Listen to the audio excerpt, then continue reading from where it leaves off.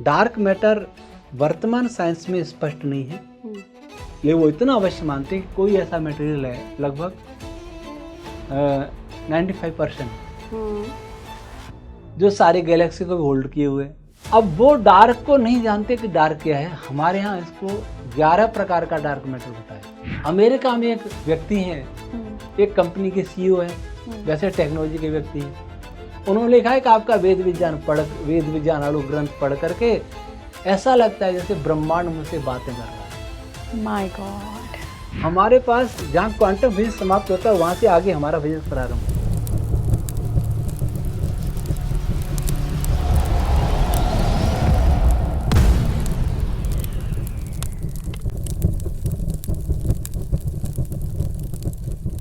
दो सवाल, एक क्वांटम फिजिक्स पे, एक ब्लैक होल पे। पहले मैं क्वांटम फिजिक्स पे आना चाहती हूँ। बहुत ही कॉम्प्लिकेटेड सा लगता है जब क्वांटम फिजिक्स की बात आती है। जनरली फिजिक्स को आसानी से समझा जा सकता है, बट क्वांटम फिजिक्स थोड़ा सा टिपिकल रहता है। तो आसान भाषा में मैं चाहूँगी आप हमारे दर्शकों को समझाएं कि एंशिएंट सेजेस जो होते थे, हमारे जो ऋषि मुनि होते थे प्राचीन समय के, उनका क्वांटम फिजिक्स पे क्या कहना था, और क्या तब इस तरीके का, ये तो इंग्लिश शब्द है क्वांटम फिजिक्स, लेकिन तब क्या शब्द होता था, कैसे वो इसको एक्सप्लेन करते थे?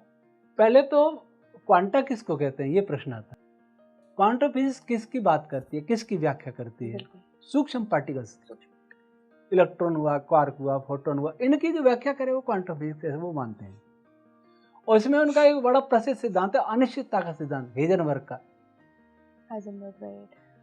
अनिश्चितता का सिद्धांत, और इसके अनुसार अगर कोई थ्योरी फिट नहीं होती उसको गलत ही घोषित कर देते हैं वो। अनसर्टेनिटी प्रिंसिपल के विरुद्ध है ये। अनसर्टेनिटी मतलब अनिश्चितता इस ब्रह्मांड में कहीं भी नहीं है। कहीं नहीं है? नहीं है। अगर कहीं है जो हमें दिखती है वो हमारी सीमा के कारण है, हमारी टेक्नोलॉजी की सीमा के कारण है, जिसको हम नहीं जान पाते। अनिश्चितता क्या कहती है कि किसी भी इलेक्ट्रॉन्स की गति और स्थिति को एक साथ नहीं जाना जा सकता, ये है। तो उसकी गति स्थिति को कैसे देखते अपन, कैसे जानते कहाँ है? किसी फोटोन से देखेंगे, फोटोन और टकराएगा, फोटोन भी बहुत सूक्ष्म है, इलेक्ट्रॉन से तो और भी सूक्ष्म है, लेकिन फोटोन के टकराने से उसको कुछ एनर्जी मिली तो इलेक्ट्रॉन का स्थान भी बदल जाएगा, टक्कर मारेगा तो, और गति भी बदल जाएगी, संवेग बदल जाएगा उसका।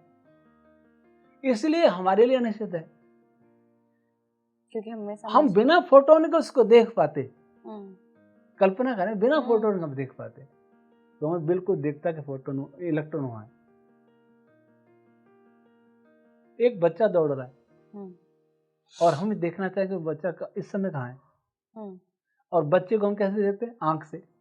बच्चे को हम आंख से न देख के किसी दूसरे बच्चे को दौड़ा के टक्कर मरवा के वो बच्चा हमें आके बताए वहां है, तो उसकी भी स्थिति नहीं बता पाएंगे हम। वो बच्चा जब तक टक्कर मार के हमारे पास आएगा, जब तो आगे चला जाएगा वो लड़का। राइट है ना? तो वही स्थिति, इसको हमने मान लिया अनसर्टेनिटी।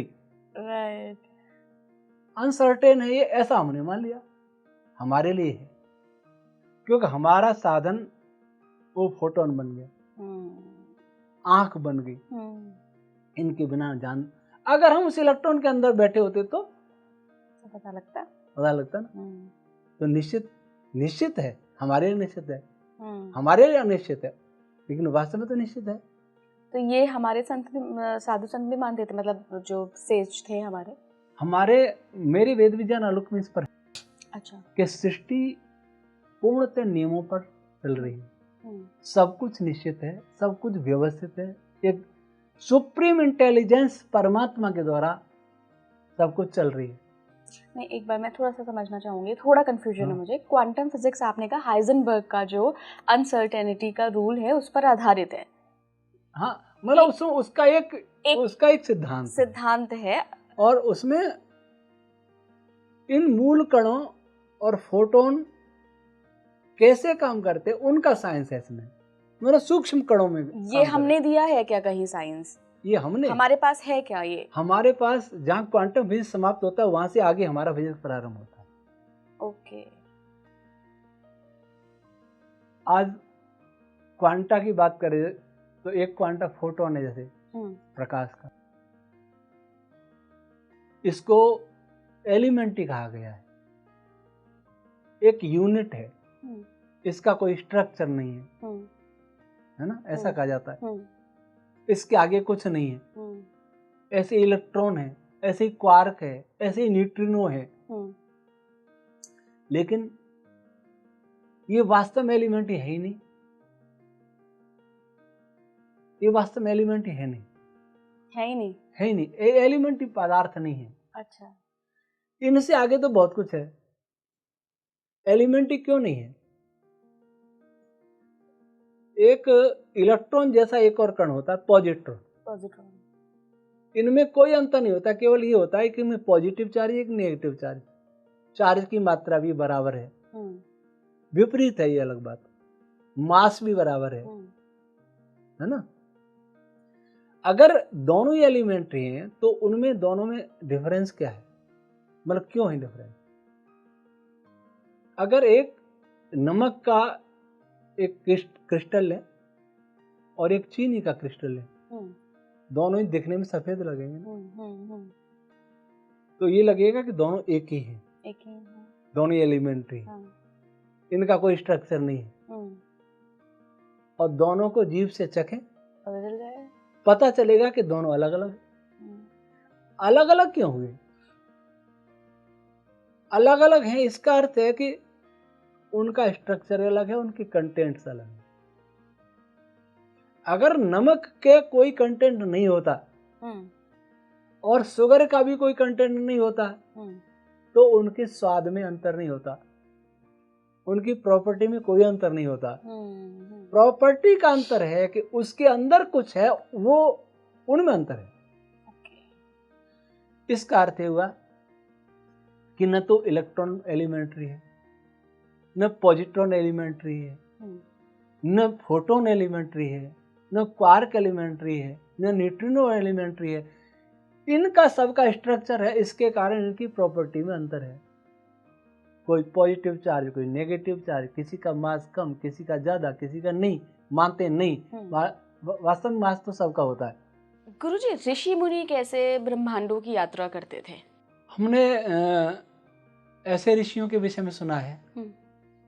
आपको एक जानकारी दूं, यहाँ उत्तर प्रदेश में ही एक जन्मे थे, वो आदमी ब्रह्मचारी कृष्णदत्त कहलाए। कुछ साल पहले की बात है जी। वो पूर्व जन्म की स्मृति के आधार पर बोला करते थे मूर्छित अवस्था में। जब पीठ के बल लेट जाते थे तो ऐसे उनकी गर्दन हिलने लग जाती थी। वो भाषण देते थे बहुत, और भाषण ऐसा होता था जैसे वो किसी ऋषि मुनियों के समाज को संबोधित कर रहे हैं। पहले वेद मंत्र गाते थे, फिर कहते थे जीते रहो देखो मुनिवरो, हम पूर्व दिनों की भांति वेद मंत्रों का गुणगान गाते चले आ रहे थे। और ये बच्चा बोलता था, छोटे बचपन से उनको घर से निकाल दिया था। बाद में उनके लेक्चर से वे अनपढ़ थे, बोलने लायक हुए। जब भी बोलने की वाणी जैसे 2-3 साल के बच्चे, तब से वो शुरू हो गया। ऐसे बच्चों का तमाशा बन गए थे, हाथ पैर पकड़ के बच्चे चित्त कर देते थे, वो उनका टेप शुरू हो जाता था। आधा पौना घंटा 1 घंटा बोला करते थे। आश्चर्य में पड़ गए। उन्होंने कहा कि ऋषि मुनि अंतरिक्ष में यात्रा करते थे। नारद ऋषि ध्रुव तारे पर गए थे, हनुमान जी सूर्य की यात्रा करते थे। तो अब यहां डेविड हैचर से अपन देखें, और किसी ग्रंथ में नहीं है, लेकिन डेविड हैचर ही भी कहता है इंटरस्टेलर स्पेसक्राफ्ट के डिजाइनिंग की बात की गई उन डॉक्यूमेंट्स में। इसका अर्थ है कि कुछ ऐसी टेक्नोलॉजी थी। वर्तमान में जो टेक्नोलॉजी है, मैं टेक्नोलॉजी का बिल्कुल व्यक्ति नहीं हूं, मुझे टेक्नोलॉजी बिल्कुल नहीं आती है। ये टेक्नोलॉजी के हैं, वो थियोरेटिकल फिजिक्स होते हुए टेक्नोलॉजी जानते हैं। ये दो बैठे हैं, मैं टेक्नोलॉजी में बिल्कुल जीरो हूं, और मैं टेक्नोलॉजी को अच्छा मानता भी नहीं। वर्तमान की जो टेक्नोलॉजी है वो विनाश का कारण बनेगी, और वो जल्दी होगा। सभी भाग जरूर रहे हैं, फिर टेक्नोलॉजी की बात करें तो वर्तमान जो टेक्नोलॉजी है वो अग्नि तत्व पर आधारित है। इलेक्ट्रॉन पर आधारित है। ये डॉक्टर संदीप सिंह जी जानते होंगे कि एआई किस पर आधारित है।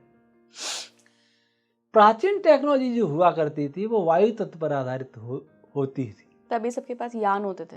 वायु तत्व अर्थात जो आज वैक्यूम एनर्जी है, इस टेक्नोलॉजी से सूक्ष्म एनर्जी, वो सूक्ष्म एनर्जी है, इस एनर्जी से जो प्रयोग कर रहे हैं सूक्ष्म एनर्जी वैक्यूम एनर्जी है, जिसके स्वरूप को भी आज साइंस नहीं जानता है कि वो वैक्यूम एनर्जी है क्या। डार्क एनर्जी, वैक्यूम एनर्जी भी, डार्क एनर्जी भी उसी का एक भाग है। तो वैक्यूम एनर्जी पर आधारित टेक्नोलॉजी निश्चित रूप से इससे एडवांस, बहुत ज्यादा एडवांस होगी। उसके विमान तेज भी चलेंगे। तो कुछ तो ऐसी टेक्नोलॉजी। दूसरा, वो योग बल से एक हमारे अंदर मन है, माइंड, वैसा एक मनस्तत्व सारे ब्रह्मांड में भरा है। उससे ही संपूर्ण ब्रह्मांड बना भी है, सृष्टि बनी भी है उससे। एक बहुत बड़ा योगी, आज योगी है वो नहीं, आज कोई योगी नहीं। आज योगी का अर्थ कसरत करना या ऐसे आंख बंद करके ध्यान लगाना, मेडिटेट, वो कोई योग नहीं है, वो सामान्य सी चीज है। वो योगी ऋषि इस माइंड को, जो अपने अंतःकरण का एक भाग है, सूक्ष्म शरीर का एक भाग है, समष्टि मन से जोड़ सकते थे। मैं थोड़ा सा आसान भाषा एक मनस्तत्व सारे ब्रह्मांड में व्याप्त है। एक ऐसा सूक्ष्म पदार्थ है मनस्तत्व, जिससे फोटॉन्स, इलेक्ट्रॉन्स, क्वार्क्स ये सब बने हैं। स्पेस भी उसी से बना है। कई स्टेप है बीच में, सीधे मनस्तत्व से नहीं बन गए। मनस्तत्व बहुत सूक्ष्म है, वो सब जगह भरा हुआ है। हर गैलेक्सी उसी से बनी है, हमारे शरीर सब कुछ बना है। तो हमारे पास जो हमारे कंट्रोल में माइंड है, उस माइंड को सब जगह जो फैला हुआ है उससे जोड़ दें तो पहुंच जाएंगे वहां। पहुंचे ना पहुंचे, वहां की जानकारी हमें हो जाएगी। ये पहुंचना हो गया। वे यहाँ बैठे बैठे सूर्य के सेंटर में जाकर के, न्यूक्लियस में जाकर के भी उस मनस्तत्व से संबंध करके वहां की सारी जानकारी कर लेते थे। दूसरी गैलेक्सी में वहां के मनस्तत्व से सारी जानकारी कर लेते थे। ये समाधि में कर पाते थे। ईश्वर के साक्षात्कार भले ही न हो, लेकिन इस मनस्तत्व को अपने माइंड से जोड़ करके ऐसा काम कर सकते थे। इसको भी हम कह सकते हैं कि गैलेक्सी की यात्रा करते थे। यात्रा किस लिए करते हैं? वहां जानने के लिए। और यहीं बैठे बैठे जान लेते तो क्यों यात्रा करेंगे फिर? तो कुछ तो टेक्नोलॉजी भी थी जो वैक्यूम एनर्जी बेस्ड टेक्नोलॉजी होगी, और कुछ वो योग बल से यहीं से सब जान लेते थे। इसको उनकी यात्रा मान सकते। और इसी से उन्होंने ये सारे ग्रंथ लिखे। जो मैंने वेद विज्ञान आलोक लिखा है, त्रिब्राह्मण की व्याख्या, तो ऐत्रेय ऋषि को जब मैंने पढ़ा, 7,500 वर्ष पुराना ग्रंथ है, किसी की समझ में नहीं आया। डिकोड मैंने किया पहली बार उसको दुनिया में। किस पर है वो? ऋग्वेद का एक ब्राह्मण है, ऋग्वेद को समझने के लिए उसको समझना जरूरी है। अच्छा। और उसको भी कोई समझा नहीं तो ऋग्वेद कैसे समझ में आएगा? उसको 7,500 वर्ष पुराना है। ऋषियों के समय तो समझते थे, लेकिन बाद में किसी ने नहीं समझा। उसको सबसे पहले मैंने डिकोड किया। पिछले हजारों वर्ष की बात कर लें तो, जब से ऋषियों का समाज समाप्त हुआ, उसमें मैंने जो वैदिक फिजिक्स को, मतलब वैदिक फिजिक्स जो उससे जो मैं बनाया, मतलब वैदिक फिजिक्स जिस लेवल तक गया उस वेद विज्ञान आलोक में, वो आज के फिजिक्स से 100 साल से पहले आगे की बात करता है। मतलब 100 साल ऐसे ही चलता रहा तो वहां तक पहुंच पाएगा। ये रश्मि लेवल पर, मनस्तत्व लेवल पर, उससे पहले महत्व है, प्रलय काल है और प्रकृति है। तो उसको ऐत्रेय ब्राह्मण को जब मैंने पढ़ा, उस पर चिंतन किया, ध्यान आदि से, मनन से, तो ऐसा लगता है कि जैसे ऋषि ऐत्रेय महिदास जी किसी तारे के न्यूक्लियस में बैठ करके सब कुछ देख रहे हैं कि कैसे नाभिकीय संलयन की क्रिया हो रही है, कैसे फोटोन बन रहा है। वाह। और आज वेद विज्ञान आलोक पढ़ करके अमेरिका में एक व्यक्ति हैं, एक कंपनी के सीईओ हैं, वैसे टेक्नोलॉजी के व्यक्ति हैं, उन्होंने लिखा है कि आपका वेद विज्ञान आलोक ग्रंथ पढ़ करके ऐसा लगता है जैसे ब्रह्मांड मुझसे बातें कर रहा है। माय गॉड, वो 2800 पृष्ठ का ग्रंथ है, करीब 11 किलो वेट है उसका। कितना इंटरेस्टिंग ग्रंथ होगा। हाँ, वो कठिन है। उपराष्ट्रपति वेंकैया नायडू थे, उन्होंने विमोचन किया। इतना भारी ग्रंथ भी 18-20 देशों में चला गया, बताइए। लोगों ने खरीदा उसको, इतने बड़े ग्रंथ को भी। अब दूसरा और लिखा अभी, निरुक्त शास्त्र 5,500 वर्ष पुराना ग्रंथ है लगभग, उसको भी साइंटिफिक, उसका भी अभी भाष्य किया है, वो प्रेस में, वो भी आ जाएगा नवंबर में। तो पहले ऋषि ऐसे ही देख लेते थे, इसी को हम यात्रा मान सकते हैं, और कुछ यात्रा भी करते हैं। गुरुजी, ब्लैक होल और डार्क मैटर पर वैदिक फिजिक्स क्या कहता है? पहले ब्लैक होल की बात कर लेते हैं।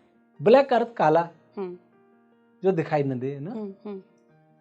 तो अगर किसी तारे से या बहुत बड़ा कोई ऑब्जेक्ट है, उससे टकरा करके, या तो उससे कोई प्रकाश उत्सर्जित ही न हो लेकिन वो वहीं घूमता रहे, यहाँ नहीं आवे, तो वो ब्लैक दिखाई देगा, अर्थात दिखाई नहीं देगा, उसको ब्लैक होल। तो जो पदार्थ उसकी ऐसी ग्रेविटी हो कि उसका प्रकाश भी ना आवे,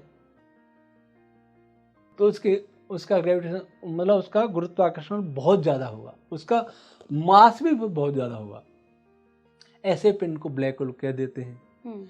लेकिन कोई ये कहता है, स्टीफन हॉकिंग क्या करते थे, टाइम रुक जाता है वहां, तो ये बातें काल्पनिक हैं। टाइम का रुकना और आगे बढ़ना, तेज होना धीरे होना, जो अभी चर्चा चल रही थी, तो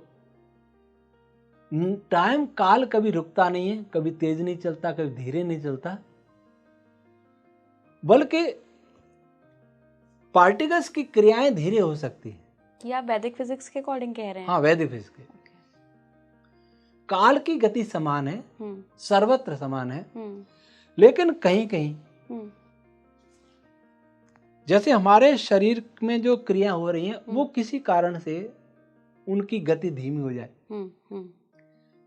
केमिकल रिएक्शन हो रहे हैं, उन आयनों की गति धीमी हो जाए, फोर्स हैं वो थोड़े कमजोर हो जाएं या तेज हो जाएं, या आयंस के जुड़ने की गति बढ़ जाए, तो हम जल्दी जवान भी हो सकते हैं, जल्दी बूढ़े भी हो सकते हैं, इनका प्रभाव हमारे शरीर पर पड़ेगा। इसको हम सोच लें कि काल बढ़ गया, तेज चलने लगा, धीरे चलने लगा, ये गलत है। मान लीजिए एक पंखा चल रहा है और पंखे कोई पंखुड़ी हाथ से पकड़ लें, पंखा रुक गया, तो हम ये तो नहीं कह सकते टाइम रुक गया, नहीं, पंखा रुक गया, किसी ने फोर्स से हमारी उसकी पंखुड़ी को पकड़ लिया, ठीक है। घड़ी का सेल कमजोर हो गया, फिर देख घड़ी टिक टिक टिक टिक धीरे धीरे बढ़ती आगे, इसका अर्थ ये नहीं कि टाइम रुक रहा है, धीरे चलने लगे। ये सब ऑब्जेक्ट बेस्ड है। हाँ, ऑब्जेक्ट बेस्ड है, ये भी तो ऑब्जेक्ट हैं, पार्टिकल्स भी ऑब्जेक्ट हैं, इनकी गति भी टिक टिक टिक, इनकी गति भी धीरे होगी, इसका टाइम धीरे नहीं हुआ, बल्कि अब ये धीरे कैसे होते हैं, तेज कैसे होते हैं। पंखे को, जो पंखे में फोर्स काम कर रहा था, दूसरे फोर्स ने बाधा डाल दी उसमें, उसकी गति कम हो गई, रुक गई। वैसे ही हम कहीं ऐसे फील्ड्स में चले जाएं जो हमारे अंदर फील्ड्स काम कर रहे थे, उनमें वो बाधा डाल दे, तो हमारी शरीर की क्रियाएं धीमी पड़ जाएंगी। ऐसे फील्ड्स में चले जाएं जो हमारे फील्ड्स की क्रियाओं को बढ़ा दें, तो हमारी शरीर की क्रियाएं बढ़ जाएंगी। तो उसे टाइम का नहीं, बल्कि बहुत सारे फील्ड्स का प्रभाव पड़ता है, और फील्ड्स इस ब्रह्मांड में बहुत हैं। ग्रेविटी के फील्ड्स अलग है, हमारी ग्रेविटी के फील्ड्स अलग हैं, चंद्रमा की अलग होंगी, सूर्य की अलग होगी, वहाँ ग्रेविटी, वहाँ बहुत सारी फील्ड। और ग्रेविटी क्या है? ग्रेविटी वैदिक रश्मियों का रूप है। ये ग्रेविटी जानते नहीं, ग्रेविटी क्या है? साइंस ग्रेविटी को अच्छी तरह परिभाषित नहीं कर पाया, किसी भी फोर्स को परिभाषित नहीं कर पाया ढंग से।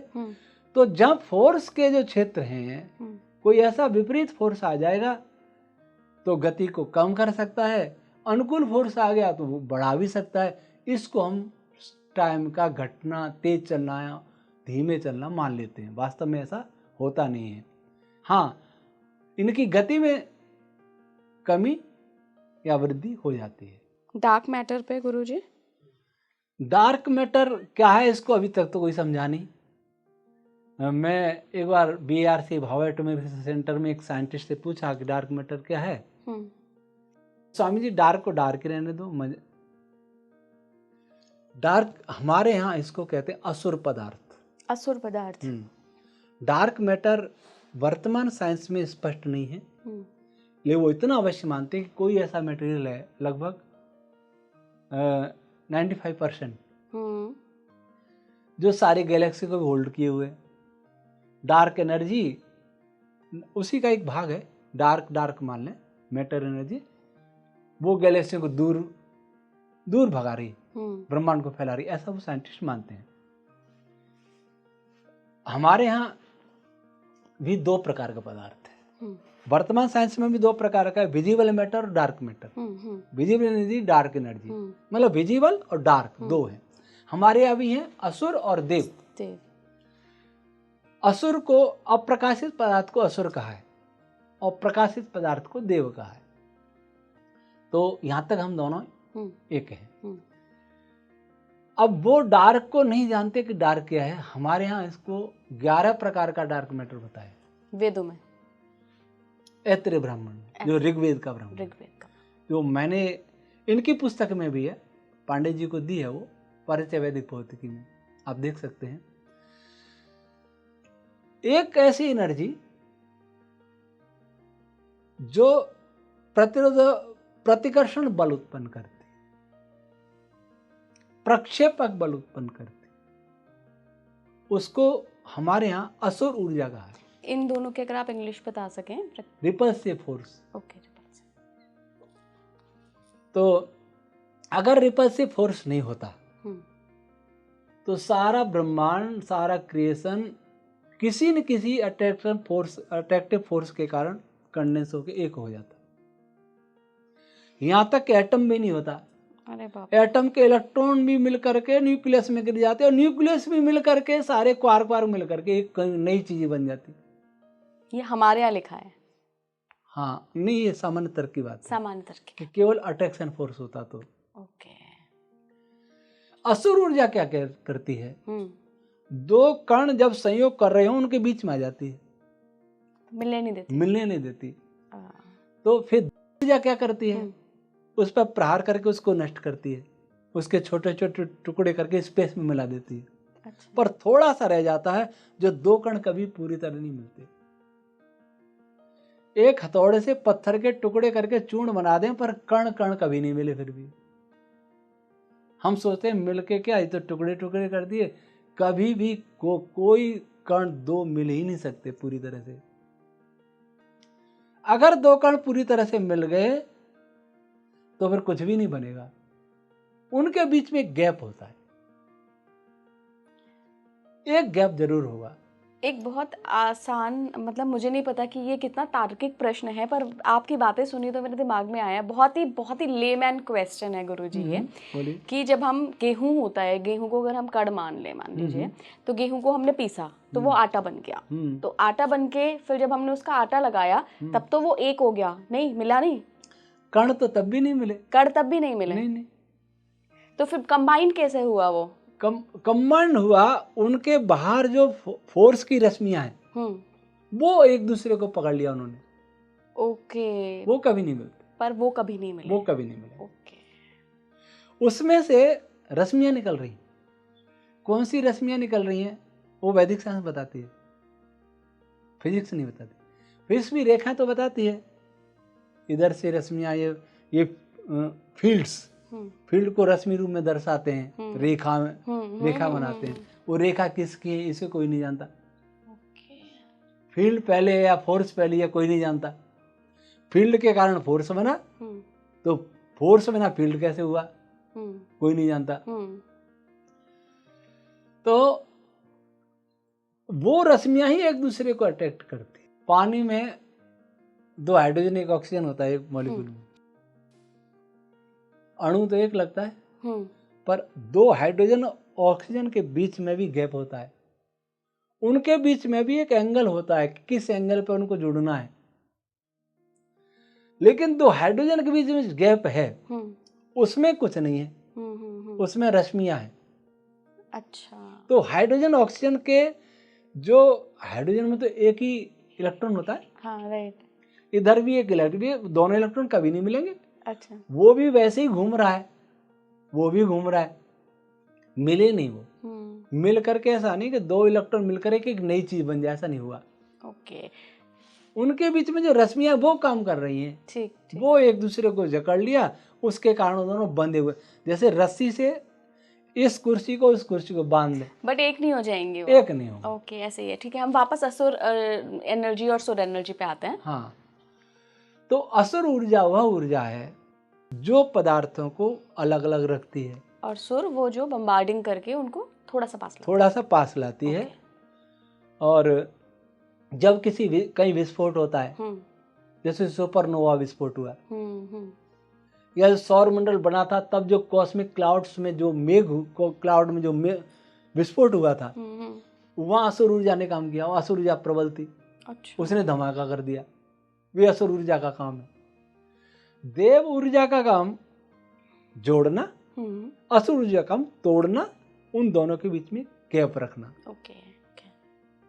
इसके कई स्तर होते हैं। गैप रखने वाली जो ऊर्जा है वो बहुत कमजोर है, विस्फोट करने वाली प्रबल है। ये दोनों असुर ऊर्जा है। अच्छा। हाँ, दोनों असुर ऊर्जा है। दूसरी बात क्या है डार्क मैटर की, कि जो हमारे यहाँ देव पदार्थ है, जिनसे मिलके सृष्टि बनी है, उसके अलावा भी ऐसा पदार्थ बहुत सारा है जिसको साइंस जानता नहीं है। जैसे मान लीजिए साइंस ने क्वार्क को जान लिया, मान लीजिए देख लिया, इलेक्ट्रॉन को देख लिया, तो उनके लिए वो विजिबल मैटर है। फोटोन को जान लिया, देख लिया, उनके लिए विजिबल एनर्जी है वो। राइट। लेकिन फोटोन से पहले जो बना था, जिसको मैं वायु तत्व कह रहा हूं, वो तो उनके लिए डार्क ही रहेगा ना, क्योंकि उसको वो देख नहीं पाएंगे। जितने भी प्राण छंद रश्मियां, वो तो उनके लिए डार्क ही रहे, हमारे लिए तो देव है।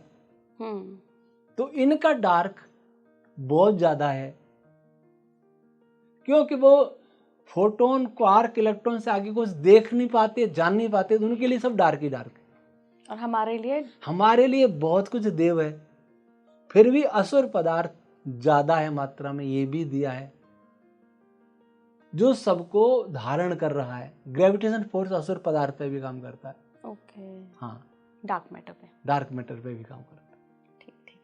गुरुजी, मज़ा आ गया, बहुत सारा इंसाइटफुल चीज़ें आज जानने को मिली आपके साथ इस पॉडकास्ट में। आखिर में अगर कोई ऐसी चीज़ है जो कि आप बताना चाहते हैं कि हमारे वैदिक फिज़िक्स में है और बहुत शॉर्ट में आप चाहते हैं कि आज का जो युवा है उसको जाने, तो ऑल योर्स। हाँ, मैं तो आज के युवाओं से विशेषकर जो साइंस के विद्यार्थी हैं और साइंटिस्ट हैं, उनको ये कहना चाहूँगा कि वो एक तो अपनी बाउंड्री से बाहर निकल के सोचना प्रारंभ करें। उनकी बाउंड्री है कि वो किसी टेक्नोलॉजी से जान लें, ऑब्जर्वेशन, एक्सपेरिमेंट, इनकी सीमा अपनी है, क्योंकि उनके पास जो टेक्नोलॉजी है उसकी भी एक सीमा है, देखने की, सुनने की। इससे बाहर निकल के तर्क और ऊहा का भी प्रयोग करें, जिसको आज फिजिक्स वाले भी थॉट एक्सपेरिमेंट कहते हैं। सोचें, गहराई से सोचें, तो पाएंगे कि वर्तमान साइंस है उससे हम बहुत आगे बढ़ सकते हैं, और इसमें वैदिक फिजिक्स उनकी बहुत मदद करेगी। वेद विज्ञान आलोक पढ़ें, लेकिन वो सबकी समझ में नहीं आएगा, तो परिचय वैदिक भौतिकी, हमारे विशाल आर्य जी हैं, इनकी पुस्तक है परिचय वैदिक भौतिकी। ये आज के वैज्ञानिकों के लिए उपयोगी है और +2 वाले विद्यार्थियों के लिए उपयोगी है। इसको पढ़ेंगे तो उनको ऋषियों की प्रजा पर विश्वास होगा, ईश्वर पर विश्वास होगा। और जो ये कहते हैं कि ईश्वर नहीं, ईश्वर के नाम से जो चिढ़ते हैं, उनके लिए मैं ये कहूँगा कि वो ईश्वर के बिना मुझे फिजिक्स के लॉ समझा के दिखा दे। विद्यार्थियों को समझा सकते, मुझे समझा के बता। कोई फोर्स कैसे काम करता है मुझे समझा दे, कोई भी साइंटिस्ट हो दुनिया का कहीं से भी हो, मुझे समझा के बताए। मुझे समझा के बताए कि सृष्टि की उत्पत्ति शुरू कहाँ से होती है। सब व्याख्या कर रहे हैं, पर कहाँ से शुरुआत है इसको कोई नहीं जानता। इस पर हम दूसरे पॉडकास्ट में बात करेंगे गुरुजी, सृष्टि की उत्पत्ति पर। चलिए, आप जुड़े रहिए स्पीकिंग ट्री के साथ। नमस्कार। नमस्कार।